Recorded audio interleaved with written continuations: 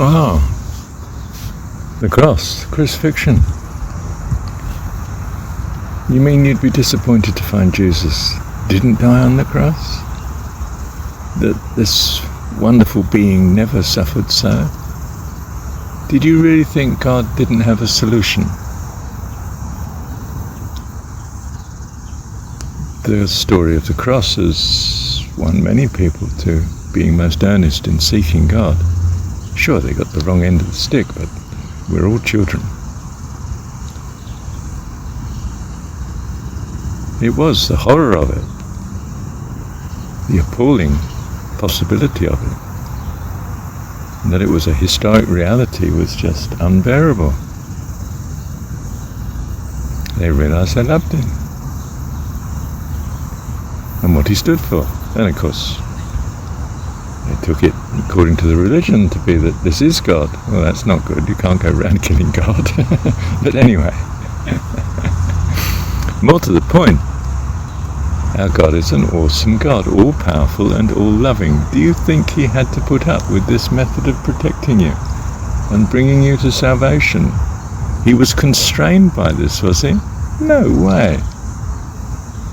You took it as a reality. You saw it as a reality. Look, the world you're in, the life you're in now, this world, it's a dream. And it passes. Even while you're in it, it passes. How much more when you leave it and you're not even occupying the body that seems to have signature to the script you've been living here. It's a dream. So, I can come to them in myth and fable, story. I can achieve just as much with a myth as they think I must achieve with what they think is reality, which is the dream of the material world. Now, God is not constrained in the way that you think. He is an all-powerful, all-loving God. Or at least, that's what I choose to believe. And I find such belief such a blessing, such an incredible blessing and relief and joy and peace and etc. and life eternal. How wonderful. No such person in the flesh as Jesus. Goodness. Said that a few hundred years ago I could be burnt at the stake. But we're free to say that in this society, perhaps not to people who feel very strongly we don't want to upset and hurt. And they have the religion that in some sense they feel attracted to. But I do feel that their religion constrains them such that they don't actually love. They're forced to obey. Forced by a sense of guilt, perhaps, or horror, or fear. But that's not the reason you came to Earth. You came to Earth to learn that that's no good. It doesn't work. You need to love your God. How else could you love him with all your heart, soul, mind and strength? And if you don't love him with all your heart, soul, mind and strength, you get nowhere. You're not practicing what you need to practice to find out the validity or otherwise of your values. And if it's otherwise, well, of course, your values are being changed thereby. And you think, oh, not that after all, so-and-so perhaps. You know, perhaps giving to everyone that asks is not such a good idea. Impoverishes your family and your loved ones, and they feel you've let them down. Is this the way to be a good parent? I don't think so. I don't think so. So I can hear someone shouting away in the distance. Some people do, don't they? There you go. Coming back to it. Hang on. So what man thought you couldn't do, God did by myth and fable. And he teaches us, and we learn accordingly. And we think, oh, well, that would be just horrendous, that's terrible. But it's a story, thank God. I don't have to feel that such a lovely person was hurt in such a way. But I do have to feel that historically many, probably good people, and possibly bad as well, if you want to rate people in that way, have been crucified, for instance. I don't dwell on such. I trusted to God. If I could trust it to God for Jesus, I can trust it for them too. Of course, my God is an awesome God, and this whole world I take to be a dream that's quickly fading. How fast your brief life here seems to last. And nonetheless, it's a golden opportunity to find out that you really love God, and that your God, through the experience of this childhood here, comes to be the same as the God, whatever that is. But we trust it to Him. We'd be mad to trust anything else. How wonderful. So, I take it as my duty to God to trust that Jesus did not exist as a person in the flesh, but as a teaching. Fantastic. And I don't mean that we've got the full teaching, because obviously religion and state have, messed around with the story and added to the scripture and changed the scripture, and now we have a 1,000 translations, all of them affected by the translator, and quite understandably too. But if you find it works, the essential story, that God is your heavenly dad, well, you don't need any more proof than that as regards the way you're going to live. You're not going to give it up lightly, are you? For the joys and the blessings that follow simply from seeing that. Hello, darling. I've got a magpie here, and he's about 2 meters from me, and he's just looking at me, looking up at me, and he's hoping I haven't got any food, darling. No, I'm awfully sorry. I've got no food. Look, nothing in my hand. Oh, he's looking at me, and he knows I'm talking to him. Don't you? Yes. Oh, you lovely boy.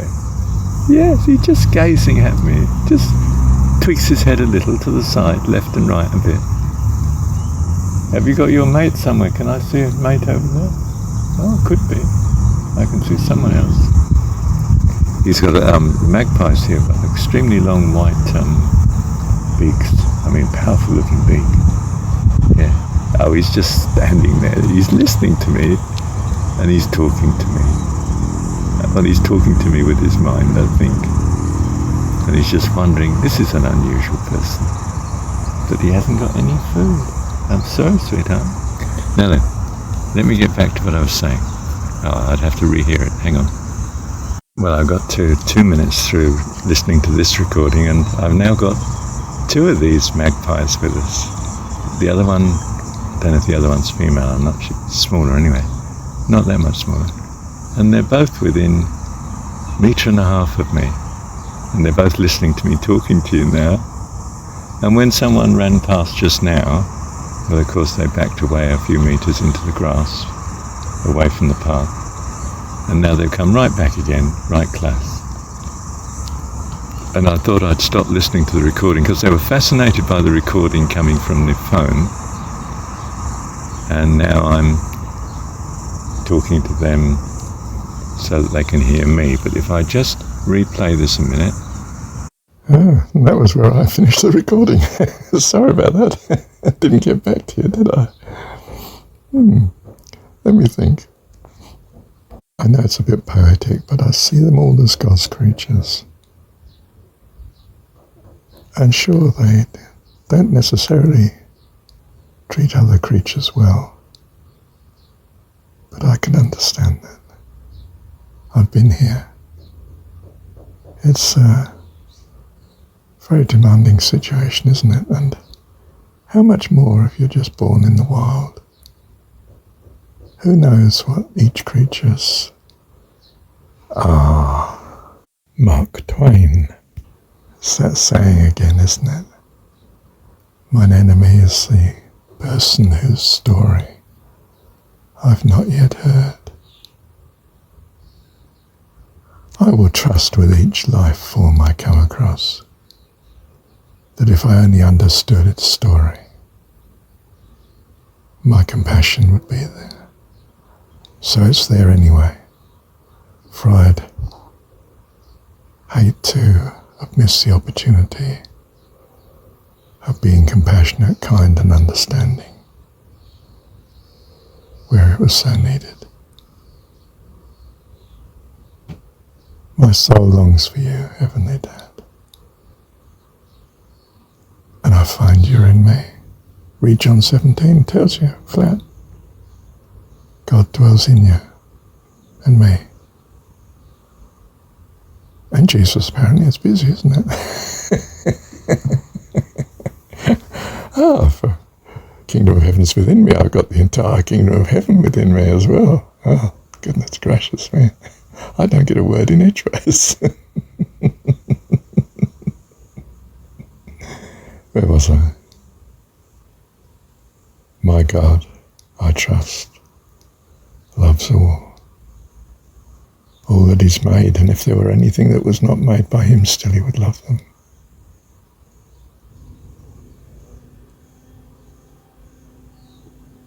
I don't want to go into a discourse on the extremes that this therefore implies. It might be too much for you, it might be a bit much for me too. But I know what I have believed, and am persuaded that He is able to keep that which I have trusted to Him unto that day. What day? Oh well. In Christian religion terms, that was the day of judgment, but my God is not a God of judgment. He's a God of compassion and rescue, and He loves His creation and every life in it. This is my trust. I can see no more attractive thing to trust than this. And I'm overwhelmed by the consequence of doing so. Beautifully overwhelmed. Love you, Heavenly Dad. Thank you, Dad. I was wondering if my friends were minor birds, but they seem to be magpies. In particular, the nearest I can get in picture is the Australian magpie. He's got that fierce beak. In fact, the beak on these seem to be a bit longer. But anyway, I reckon he's an Australian magpie, which is probably what we've got in New Zealand. I don't know. Oh, God's creatures, aren't they?